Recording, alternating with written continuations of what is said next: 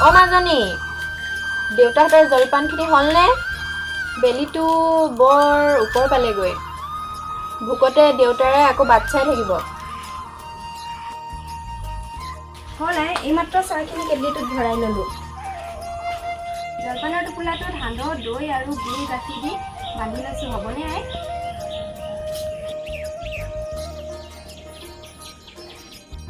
বাৰু বাৰু, সোনকালে লৈ যা। ৰ'দটো ওলোৱাৰ আগতে পথাৰ পাবিগৈ। বাটত আকৌ খোজ কাঢ়োতে সান্দহ চিৰা যাতে সৰি নপৰে, সাৱধানে যাবি। আইতাই চিন্তা নকৰিবি দে, মই পথাৰতে খৰখেদা কৰিয়ে যাম। দেউতাই নহ'লে আকৌ পলম হ'লে ৰিমি ৰিমি চাই থাকিব নহয়।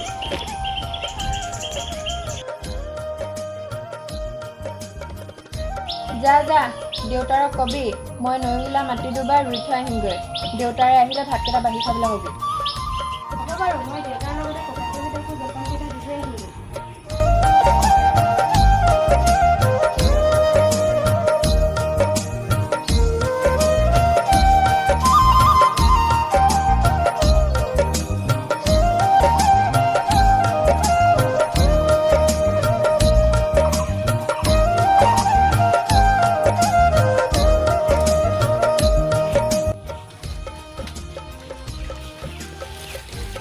মই পালোহি দেই। সময় কিমান হ'ল বাৰু? মোৰ আকৌ কলেজলৈ যাবলৈ দেৰিয়ে হ'ব নহয়।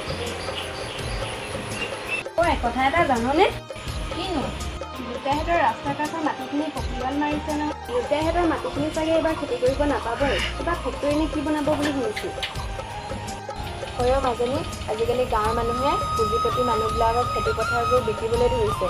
খেতি পথাৰ ধ্বংস কৰি ফেক্টৰী বনোৱাটো কোনো উন্নতি নহয় মাজনী। বৰঞ্চ আমাৰ ভৱিষ্যতৰ বাবে এক ভয়ংকৰ বিপদহে। টকাৰ পিছত দৌৰি আমি প্ৰকৃতিৰ আটাইতকৈ মূল্যৱান সম্পদ উৰ্বৰা মাটিবোৰ হেৰুৱাই পেলাইছোঁ।